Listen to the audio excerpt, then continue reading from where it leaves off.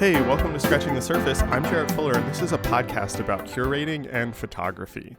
I am joined today by Sarah Meister, who up until recently was a curator in the photography department at MoMA, but just last month it was announced that she'd been appointed the next executive director of Aperture, the nonprofit's arts foundation and prolific publisher of photography. You'll hear me ask Sarah at the end of this conversation what's next for her, and she does a great job of sort of hedging that answer, and so I'm a bit sad to not break the news on this show. She did a great job of concealing it, but this episode was recorded before that was announced, and so she talks about her work in the context of MoMA.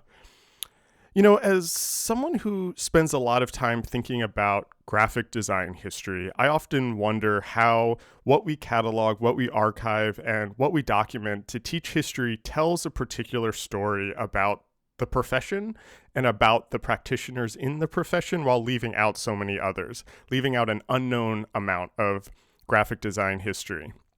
Especially in this world, in this sort of contemporary culture where in many ways everyone is a graphic designer, everyone is graphic designing, how we catalog all of this work becomes a really complicated question. And should we even catalog this work? How do we situate the work of the designer who's experimenting with form in some interesting way against the small design studio in middle America designing logos for local clients, or the amateur making posters for their band and the shop owner whipping up, some quick sign in Microsoft Word?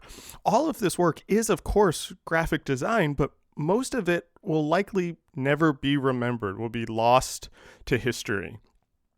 I've come to think of the study of photography as an analogous challenge. Like graphic design, we all fancy ourselves photographers today with incredibly powerful cameras in our pockets all the time. And so how, I wonder, do photography historians think about this flood of images? How would they think about the fine art photographer versus the corner store portrait studio? And so with these questions in mind, I asked Sarah on the show to talk about this and to talk about how she thinks about photography and photography history. We begin the conversation, though, talking about Sarah's own background as a high school sort of photo kid who fell in love with the darkroom before realizing in college that perhaps she was better suited to history, to curating, to writing.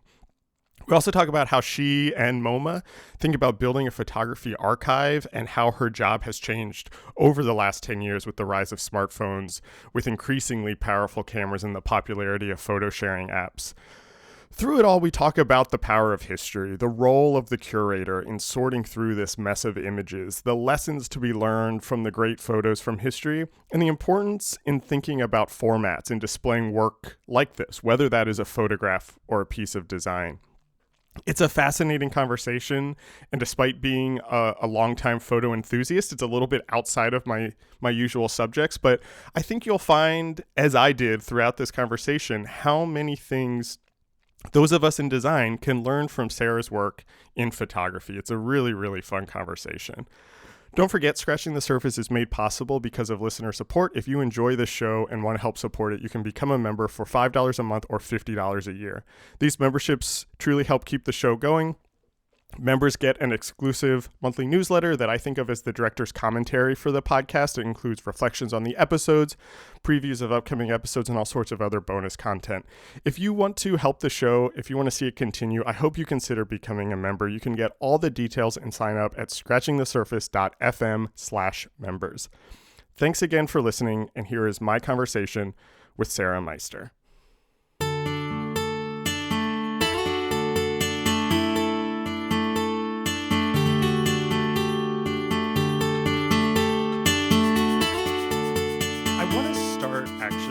This conversation talking a little bit about your background and how you kind of got into all of this that you're doing, because I had read that you actually come to photography originally as a practitioner, as a photographer in high school. Yeah, it's a generous description of practitioner, but yeah, I'll take it. A photo maker, let's say, someone who is making photographs, one of those kind of high school darkroom kids, and that it was in college that you maybe realized that wasn't for you, and that's when you kind of moved into the academic side. I have a two-part question to begin. I'm interested both in where the interest in photography came from when you were a kid, and what it was about photography, and then what it was in college where you said, maybe I want to approach this from another way. Can you talk a little bit about like those two moments in your life? Sure. So the interest came from, like most middle school students who have an opportunity to take a photography class. If you're so lucky, your school might have a dark room, and these days you would have to be even luckier for that to be true. And I just loved it. I thought the whole thing was magic. Mhm. You could go into the dark room and you could make something that felt like a different way of seeing the world. You could see your own world reflected back at you. I have Mhm. my middle school portfolios. They're hysterically boring. Um, but so I loved it through and through. And then when I got to college, the dark room actually weirdly wasn't quite as nice as my high school dark room. Oh wow. And I had the opportunity to be an intern at the Whitney Museum one summer. And when I was there, two of the other interns were upperclassmen. And they started saying, why don't you become an art history major? And Mm. the combination of thinking, well, instead of and I should say also, I took a photography class in college, and the day when you realize that you're really actually not that good, and Yes. Yeah. it happens when you're being honest, and you realize, huh, I am not making anything that's nearly as interesting as what Hmm. has already been made. Yeah. But wouldn't it be interesting to study what has been made? So for instance, I was at Princeton, and fortunately, Peter Bunnell was held one of the first endowed chairs of photography professor, sort of teaching photography from an art historical Mm. perspective. And so it was a very easy, natural, and looking back, obvious transition, since I had zero talent as a photographer, but lots of Zero? Really? Like, was it really zero? well, I mean, pretty darn close. I would say, the more, on some level today, everybody's a photographer. So I would say Yeah. my Instagram feed is, certainly average, and is a fair expression of my photographic Mhm. talents. And I open my, you can go, you can see that for yourself. um, at the same time, what I think I might be better at, and what I learned to do first in college and then certainly throughout my career, is how do you think about photographs? How do you frame them differently? How can you Mm. understand the world through them? How do you appreciate all of the amazing photographs that really, really talented people have made, over the last 170 years? And then you're talking about something much more interesting than anything I can do, with my 35 millimeter SLR back in the day, or my iPhone today. It's better. So, so that's kind of how I made the transition, um, from making pictures into thinking about photographs. I have one more question about that, which I think is interesting. And honestly, I really relate. And I think I kind of came to the realization for me much later that my place in the field of design might not necessarily be being a designer. I suspect Uh, you're better than I am, but anyway, but I know exactly what you're talking about. And I definitely have had that moment also. But I'm curious that you said people were saying maybe you should study art history.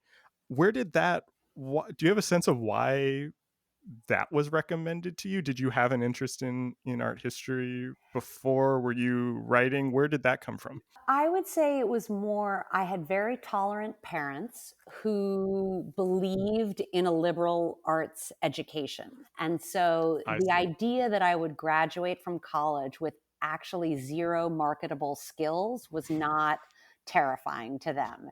They Got it. thought, I mean, and Yeah. actually, Yeah, um, that's nice. just to prove it to them, I moved back home, because when I first started working at MoMA, I was making so little money, I certainly couldn't pay rent. So, Mhm. um, that. just good fortune, actually. And it's one of the things I think about in the field today, and I think it's really important. It's like back then, because my parents lived in New York and my baby sister was still at home, like I could live at home. That they had an apartment that I could live in. um, but I think going forward, in all seriousness, making sure that those opportunities are available to people whose parents can't let them move back home, paying interns appropriately, and really thinking about how we're going to make the field a more welcoming Yeah. place is really important. Do you have thoughts on, your background studying photography, how that translates into the art history, like when you kind of moved over into art history, did having that background of kind of being in the dark room, knowing how to compose a picture, did that change how you approached the history work? I think certainly initially, and maybe to an extent today, in that I'm like attuned to the nuances of the process, it made a difference. But I would also say, I never went to graduate school, Mm, and on some level, when I think about broadening job descriptions, which is another thing that I think the world needs to do, is to yeah, not require, where can you look at skills that are translatable? And, funnily yeah, enough, of course, everybody is a photographer today. yeah, So, I say I'm not a photographer. I am, in the same sense that I feel that anyone with a phone is a photographer. And so, how can you recognize and appreciate that or that other skills might bring as much to the curatorial profession hmm, as a formal art history? And I did, especially in the beginning of my career in like the late 90s, it was a very um, theory heavy moment. It was very hmm, intellectual. It was as if you couldn't be a proper art historian. I always felt like I wasn't a proper art historian because I hadn't gone to graduate school. And hmm, one of the things that I like about the way the field has shifted in general is that as art history programs more and more recognize the value of object based study, which really is how I would consider myself an art historian. When you can appreciate object based study as its own kind of training, combined with being a curious person who wants to read and learn, hmm. and not only that, um, that the field is shifting to be more accommodating to a wider range of backgrounds. And I count Mm. my own in among those, but I think what seems also promising is that it's others as well. Hearing you talk about broadening job descriptions, and even going back to what you were saying about your parents Hmm. being okay with you graduating without any marketable skills, and I have a limited knowledge of, kind of art history programs and the opportunities post studying art history, but I imagine you had, the range of jobs that you can take. You could be more of an academic, you could teach, Right, I you could couldn't do write it, but other one people, could one one could could teach, with one an could, yeah. write scholarly journals. There's various other kind of like arty websites where people write about these things, and then there's the kind of curatorial side, and those, there's overlap between those. I don't mean to separate them out, but I'm kind of, I guess the question that I'm asking is, was curatorial work a natural next step for you, or how did you find yourself working in museums? You mentioned you had an internship at the Whitney. Was that kind of Yeah. a natural next step? Well, the Whitney internship, I thank them to this day. I have no idea why they hired me, so thanks, Whitney. Um, and even when I started working at MoMA, you know, I really, when I think back to how little I knew, my art history degree, let's just say I've learned a lot since then. Mm, But I think to your point of sort of what options are there for people who have studied something like the history of photography, it certainly used to be that if you if you graduated, if you finished your PhD, let's say, on a photographer, you would only, even going into museum work, even to work curatorially, was considered a distinct second, meaning Mm. if you were worth anything, you were getting a job as a professor, and you were Oh, contributing your writing to peer-reviewed journals, and that was pretty much, anything else was considered a lesser than. huh. Now that has really opened up, again, along with what I was describing as that object-based study. And now, for instance, the Mellon Foundation has been encouraging more dialogue between art history programs and museums. So um, I have had the pleasure of working with two, what we call Museum Research Consortium fellows, three actually. And each of those are part of a broader effort to say, okay, we know you're going to graduate with a PhD. Let's dream of, like, let's really respect what museum work might look like. And then if you follow along that trajectory, I would say there will be more and other options going forward. And because the truth is, there aren't, the number of universities and the number of tenured positions isn't Hmm. growing, and yet Right. people are graduating with more and more PhDs. So it's really worthwhile for the whole field to be thinking, not how can we look down on people who don't become professors, but what other Right. ways are there of putting these years of really excellent focused thinking into making a difference in the world, which Right. is fairly widespread in the field these days. And, people want. I feel very lucky to be in a bubble where we all want to make the world a better place. We want to think about how to make it Hmm. more just and equitable, and part of Yeah. that is really expanding. So can we talk about that Sure. kind of in the context of your role as curator of photography at MoMA?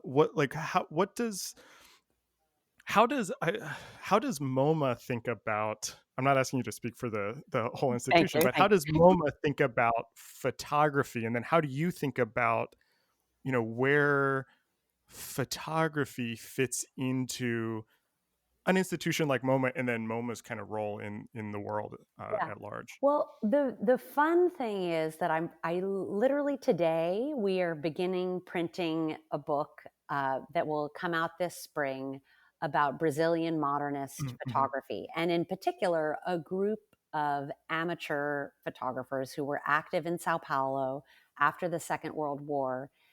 And in writing about them, the work is just amazing. It's inventive, it's original. The prints are just jaw-droppingly beautiful and big.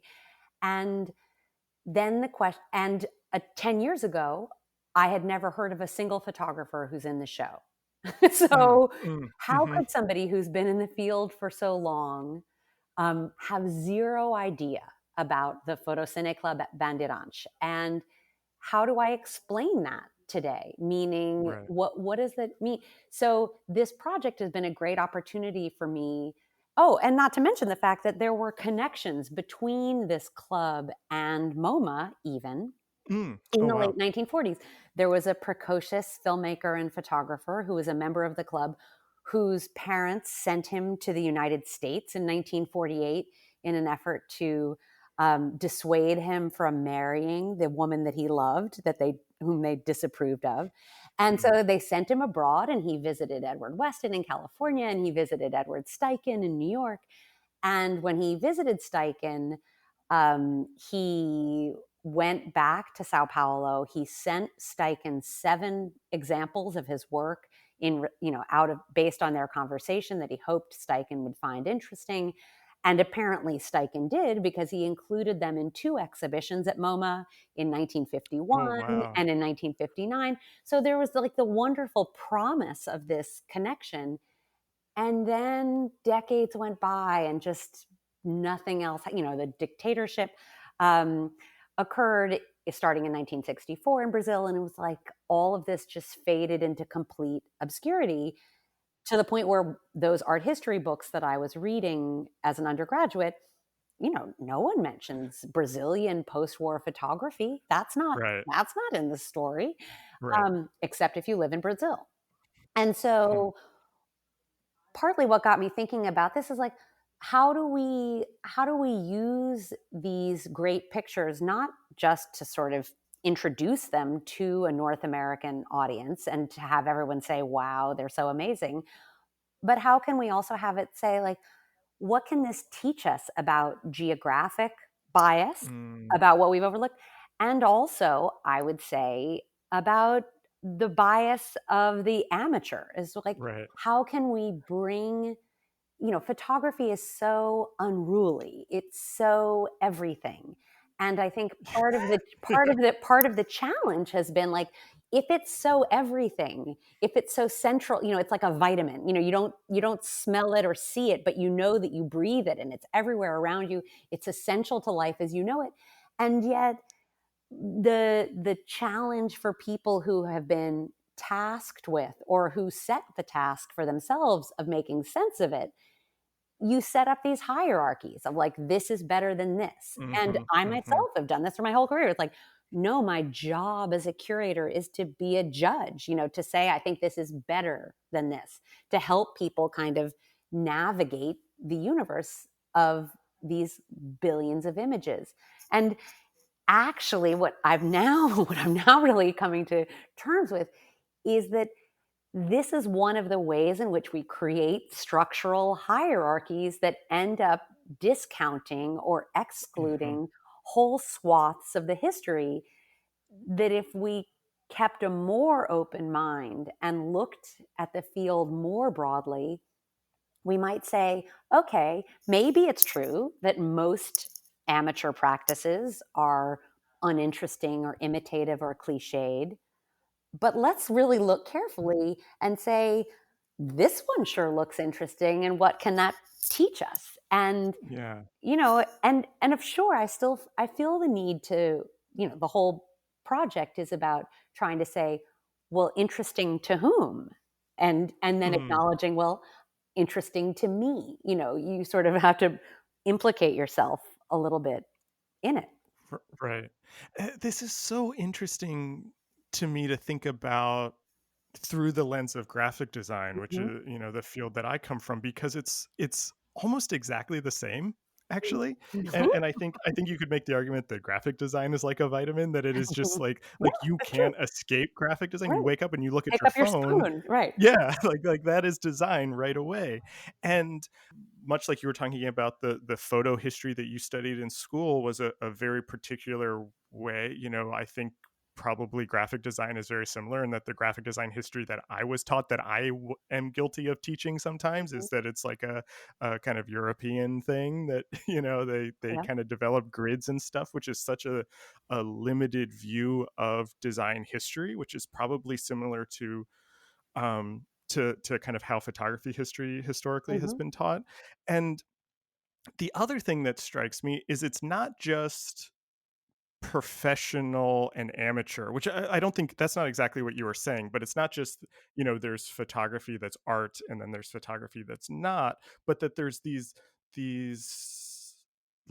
level no, because level sets a hierarchy. Also, there are these different genres of photography. There is the fine art Right. photography. Scientific and journalism and Yeah, and like the snapshot and like the corner portrait studio mhm. that, you go and you get your family picture taken. And we just, I don't know, consciously or not, put hierarchies there, as that, oh, this is art, this is a service, this is something else. And it's the same in graphic design. And there's like the graphic design shop in the town where I grew up that did like signage for the small businesses, which is never going to go in a history book, but that doesn't mean it's not graphic design. Right. Or the person who just prints up a sign on Microsoft Word and hangs it in their window to say, you can't enter unless you have a mask. That's also graphic design. And so it I But but you can still say what you feel is more interesting and less in that. In other well words, you don't have to give up that, I would say. well and that's Yeah. exactly kind of what my question is like, how do you think about that, like Mhm. with And you mentioned that in a way everyone is a photographer, and Right. again, I would argue everyone's a graphic Yeah, designer now I too. guess so. How do you start to think about A, sorting through all Mhm. of that, and then making those judgments and kind of figuring out what is interesting, what is worth remembering, what is worth talking about? So a huge part of that comes with I believe looking at history and sort of understanding how what you're doing relates to what's happened before, because I think there have been spoons before George Jensen designed a spoon. It's like there these things exist. So looking back, I would say for photography, I had always cited Alfred Stieglitz and the photo secession at the turn of the 20th century. So, in the wake of George Eastman inventing the Kodak #1 camera, and this was the camera where the advertising slogan was, "You push the button, we do the rest." So, although there were millions and millions and millions of photographs made before Kodak introduced that camera, it was that camera that really put photography into the hands of everyone. So in that, Mhm. it was sort of the predecessor of Instagram and everything else. Right. So the struggle to look at that moment and to really understand, okay, why did Stieglitz and his peers feel so threatened by all of those amateur enthusiasts? And they felt that it was profoundly threatening because it was became harder and harder to distinguish if they felt like they were making art with a capital A, and I would argue they were. How do you articulate and distinguish what they were doing from what everyone else was doing with a camera, with the hordes of professionals who had a studio on every street corner, and all of the amateur shooters, and all, so it's like there was this sense of there are billions of images, and how are they going to distinguish what they did? So coming out of that, they felt like, okay, what we're doing is art. And they actually made photographs that emulated art in other media in order to underscore that distinction, saying, like, you can't do this with the Kodak #1 camera. You can't do laborious darkroom processes. You can't make things that look artistic or artistique. You have to, like, so Mhm. they really set okay. So the looking back at history is part of how you answer the question, and that sense of themselves as gatekeepers, and where do curators and critics also one of the things that's been interesting about this Brazilian modernist thing is to think, like, in what ways have I, while disdainful of that sort of paranoid distinction that I Yeah. think that, but have I inadvertently actually done similar things in Yeah. my desire to articulate what it is that I think is important? And so I think with the Brazilian modernist project, what you try and do is build a context for it that helps justify your opinion beyond it just being your opinion. Mhm. So you really you immerse yourselves to the extent that you can. They actually, this club published a great journal, and in that journal they published their own critiques of one another's pictures.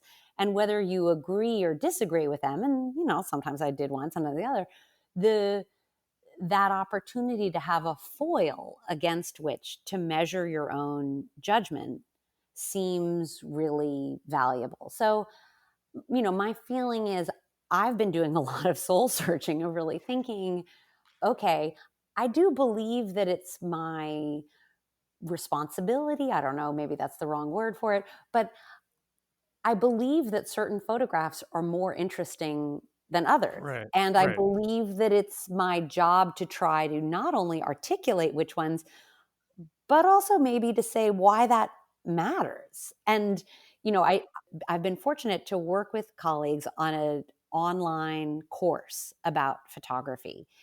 And that online course, it's called Seeing Through Photographs, if anyone cares. It's offered on Coursera. Yes. We'll It's put a link in okay. the show notes. It's free. It's free. So that's actually really important to me. But that course and connecting with hundreds of thousands of people around the world who are interested in understanding what distinguishes what they do with the camera from Mm, what MoMA's collecting, what MoMA's exhibiting, and articulating the the why of that distinction and the why does it matter really, right, um, right. has completely transformed my own sense of what interests me about my job, because I don't want to speak to a group of 16 enthusiasts who know everything that I know. I mean, I would be happy to speak to those 16 enthusiasts, but I am more interested in talking with all of the seeing through photographs learners and really thinking through, like, why does this matter? How does the past come to bear on the present? What can we learn from Stieglitz's snobbery? Um, Mm-hmm. I remember having a conversation with a dealer who was decrying that young people today didn't know Stieglitz and Strand and Steichen's name. These are three sort of towering figures in the history of photography. And I remember just feeling like, who cares? In other words, Yeah. unless we're explaining to someone why they should care about those names, um, and even how those names have eclipsed other histories that might be equally interesting but understudied, then we're really maybe not making the most of the wonderful platforms we're given as curators. I had read in preparing for this, I had read that specifically you said that you were interested in something that you call functional photographs, Mhm. which you described as photographs that are not made as fine art. And I think that's interesting in, I might be oversimplifying this. I think that's interesting in the context of an institution like MoMA, Mhm. the Museum of Modern Mhm. Art. Mhm. And I'm interested in how, and you're talking about kind of getting rid of this distinction between like art, or not maybe getting rid of, but opening it up, reconsidering it, of like art versus not art. I'm wondering how important that is Yeah. to you. Like the criteria that you're talking about is interesting, which I know what you mean, but it's so hard to Yeah. actually like qualify. Well, I'll say this, photography is in some ways like design. These are the fields in which they invite these conversations most naturally. Hmm. So the Hmm. Hmm. idea of articulating what is it that makes for a beautiful chair as opposed to one that's just a Yeah. chair, or Yeah. what is it that makes an extraordinary photograph as opposed to one that's just okay, average. Hmm. Hmm. So these fields um, have the potential to really get at these issues most easily. But I'd say the whole museum is interested in questioning and is questioning why the collection looks the way it does, and how the narratives that I think have been simplified and Hmm. distilled over time deserve to be reconsidered. So, and this might happen in painting when you think of Marie Cassatt and you Hmm. think, okay, well, if we're looking down on, if we're saying that, like, it's too sentimental pictures of mothers and children, then you're leaving out whole swaths of practitioners, largely women, who for whom pictures of mothers and children came very naturally. So these, I would say it's certainly not. I'm lucky in that I'm a part of a photography department where this is both the core of what we do, it's the joy of what we do, but I'm in an institution with colleagues who are equally committed to thinking through how where are our biases and how do we reimagine histories. And so the whole way in which we're using the collection as more of a laboratory of an, how Mm. do you experiment?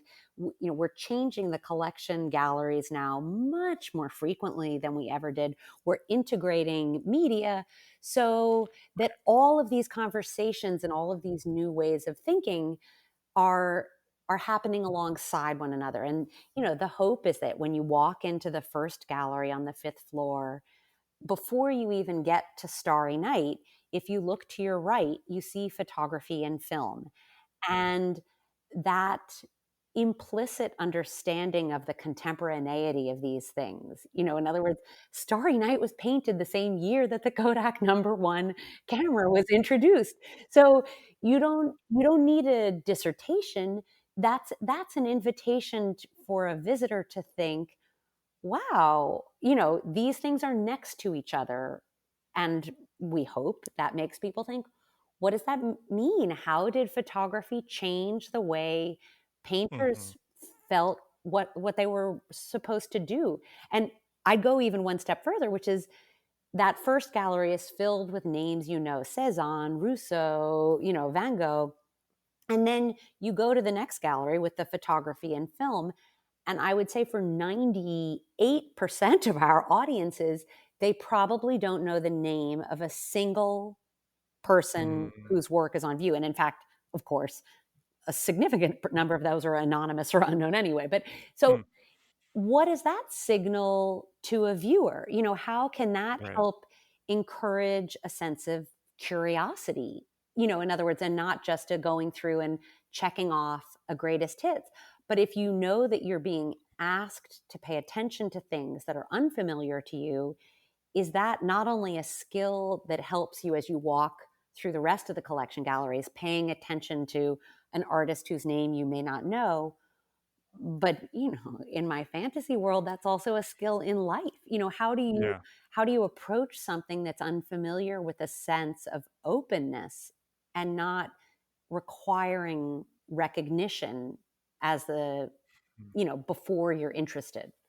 Has your job gotten harder in the last 10 years with the rise of the smartphone? And even like Right. not even just the smartphone, but also just like Instagram and Yeah. social media generally, where the image has become like the dominant form of communication, and that the image travels and that it Yeah. does Yeah. lose its context and bounces everywhere. Does that change how you think about your work, or does that make your work harder in any way? I don't. I think it would be grossly unfair for me to say it makes my work harder. It's certainly more interesting, maybe. And I think, again, to return to the seeing through photographs, a lot of the questions have to do with how can you help articulate what's the difference between an image, a photographic image, or any other kind of image, and an object. Like a Mm, photograph is at heart a physical thing. It has a materiality. It has a mm, scale. It has.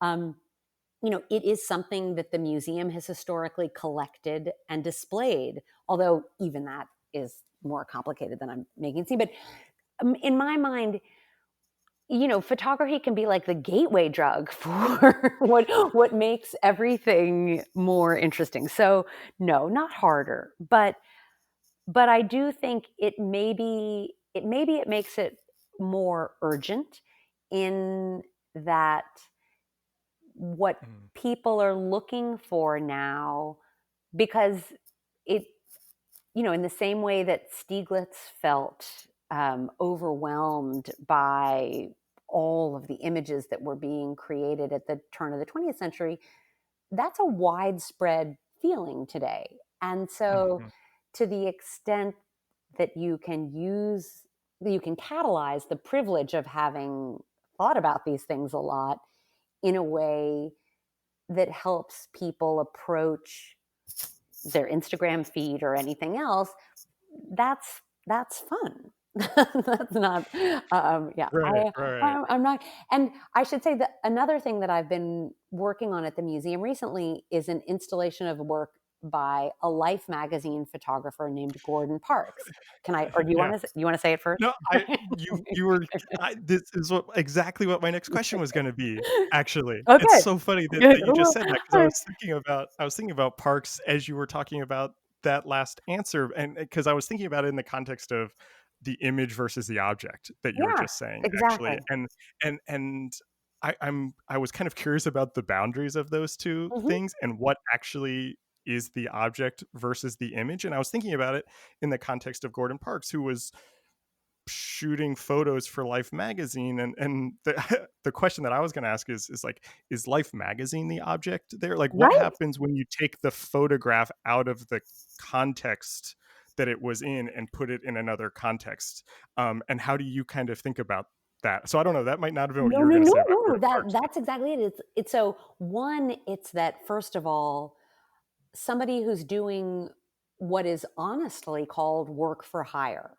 So he was, mhm, how do you recognize and appreciate the ways in which that is every bit as aesthetically and artistically valuable as a work by somebody who's isolating themselves in some ivory tower with no mm, assignment or anything. So, but but in terms of how they circulated, I think that's also fascinating. And we made in the exhibition, we or in the gallery, we have a vitrine, and in that vitrine, we have copies of Life mm, magazine from September 57 so that our visitors can understand that that is the way in which yeah, these works originally circulated. In other words, what you're seeing on the wall is one kind of experience, and it's an incredibly moving one, and it's an incredibly aesthetically satisfying one.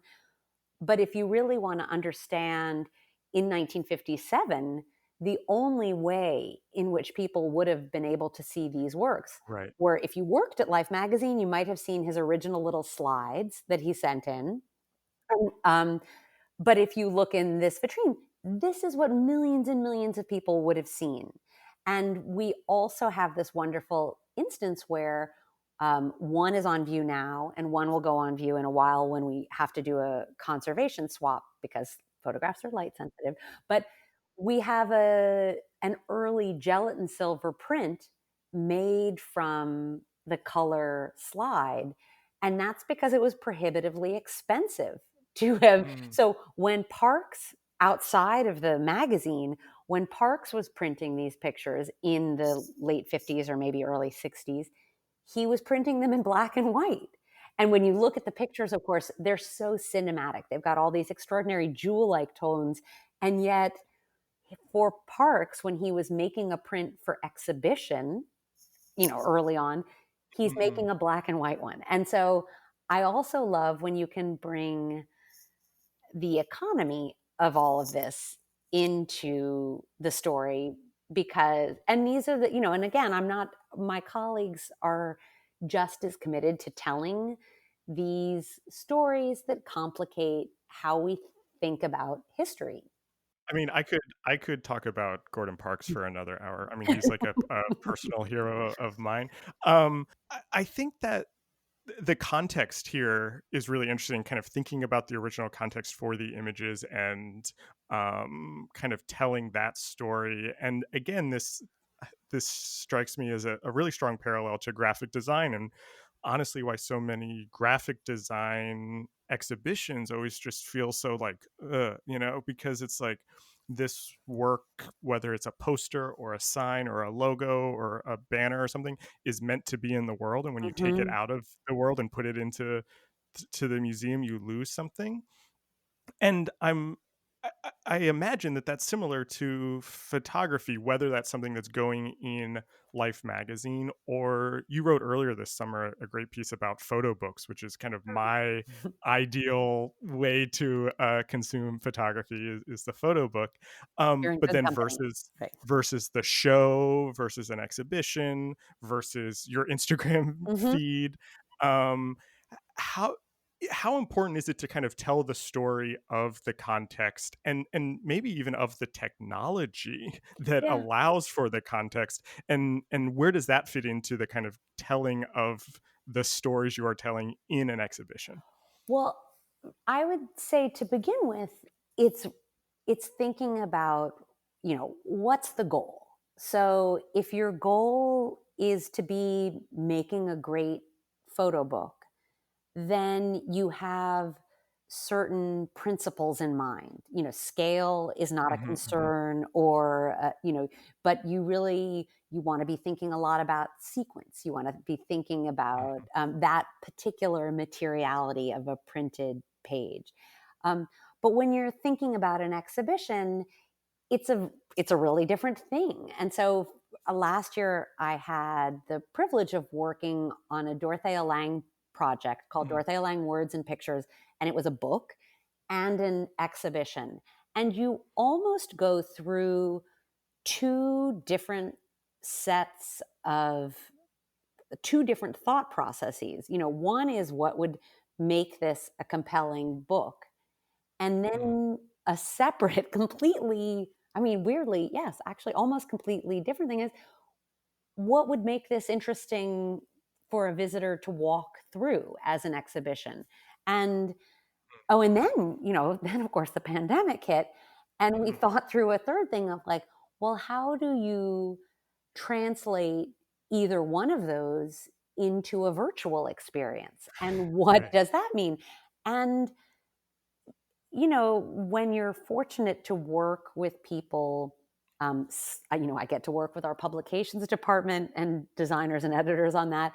Then I get to work with our exhibition design team on that. And then I get to work with our digital media team on thinking through what it would be like as a digital experience. It takes different forms. So maybe just to use Sally Mann as an example, you know, um, we invited a lot of we invited 12, in fact, outside artists, writers, thinkers, to pick their favorite Dorothea Lange picture and to write new words about that picture.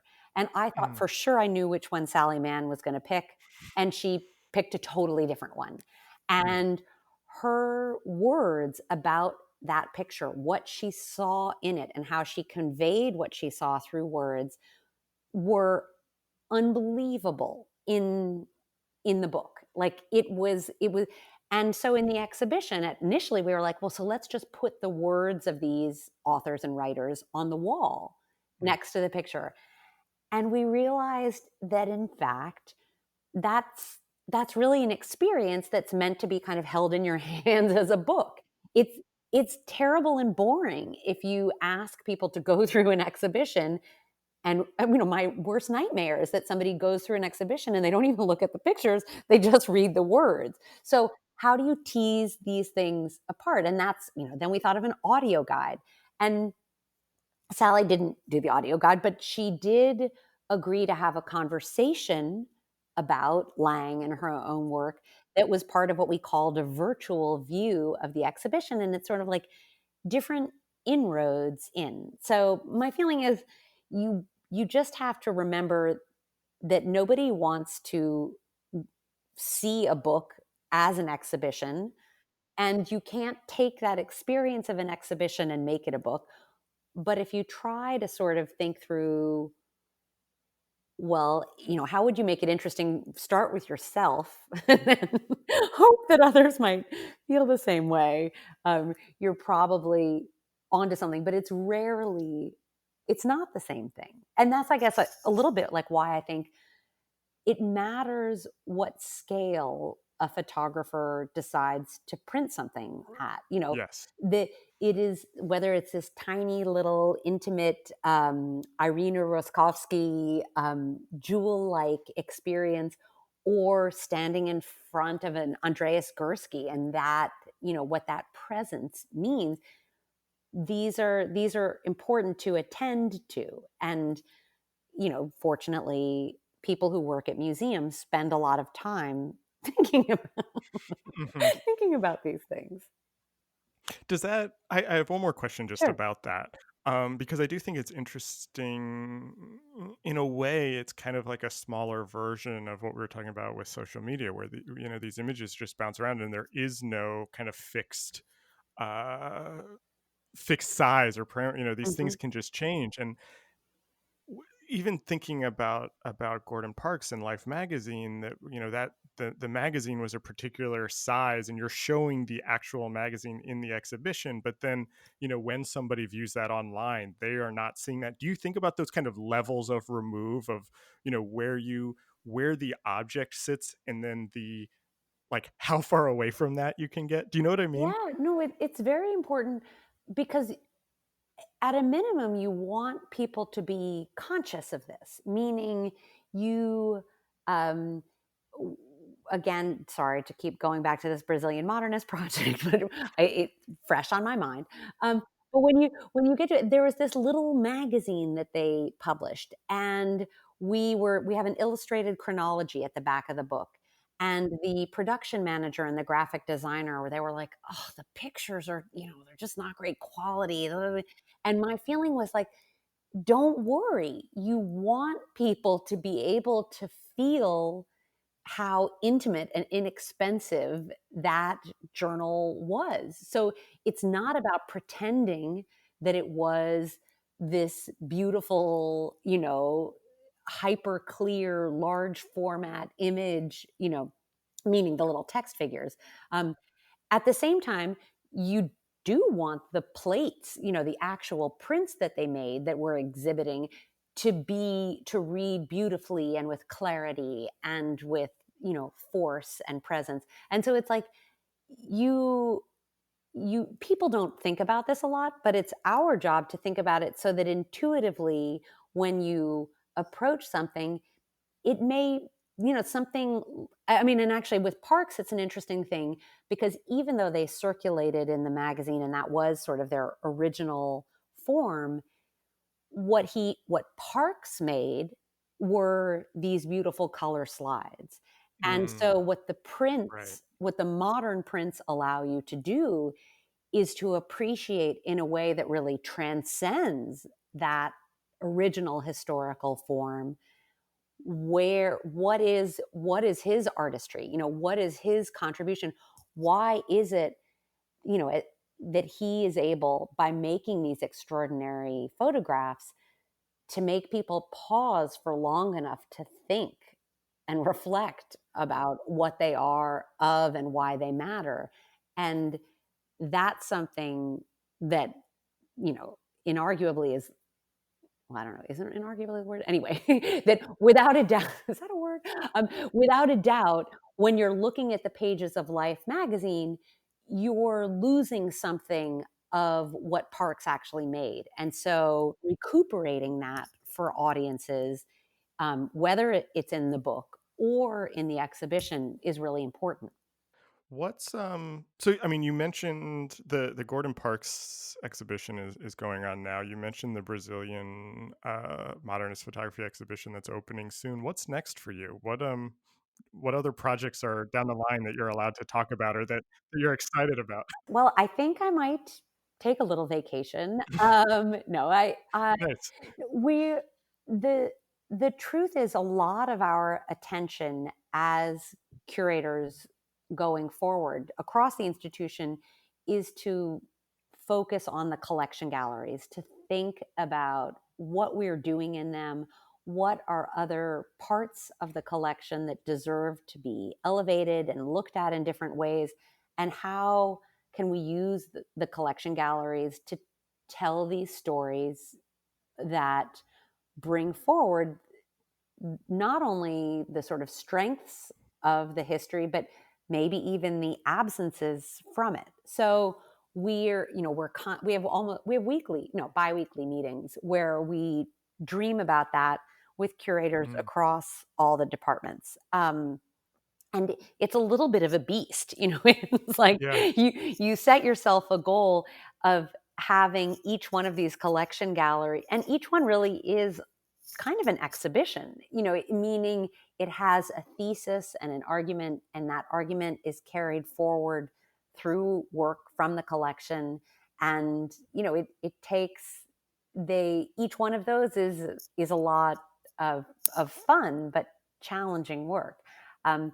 So we also, in September, is the 5th and final gathering of a project that I've been working on with a professor at Columbia named Noam Elcott called the August Sonder Project.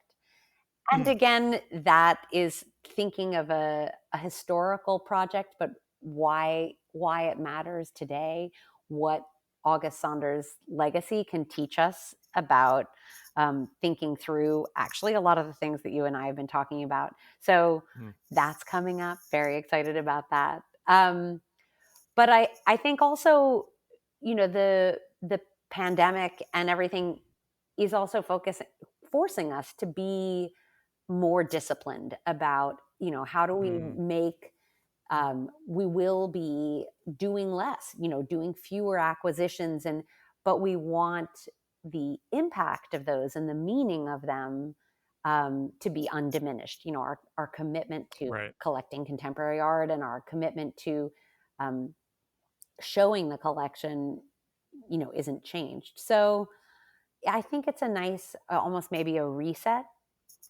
a little bit. It's been a busy couple of years, so I'm personally a tiny bit of a breather sounds great. Yeah. No, that sounds really nice. I'm with you there. Speaking of that, my last question, which is the question that I use to end all of these conversations, I would love to know what you're reading right now. Oh, so over vacation, as a treat for myself, I read Philip Gefter's biography of Richard Avedon, which I thought was fascinating and I loved it. But then my New Year's treat has been that my dad sent me a copy of a book called Dark, Salt, Clear, and by an author named Lamorna Ash. And I'm only a couple chapters in, but I definitely like to alternate my sort of pleasure reading with my work pleasure reading. So if the Avedon counted as work pleasure reading, then this is really just a treat.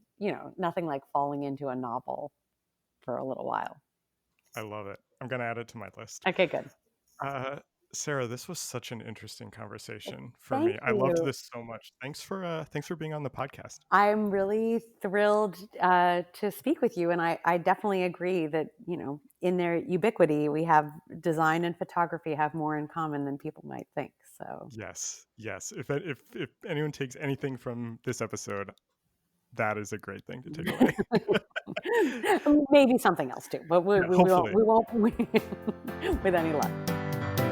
This episode was recorded on January 6th, 2021. Our theme music is by Andy Borgasani. We're on Twitter and Instagram at Surface Podcast. You can find us wherever you get your podcasts and at scratchingthesurface.fm. Thanks for listening.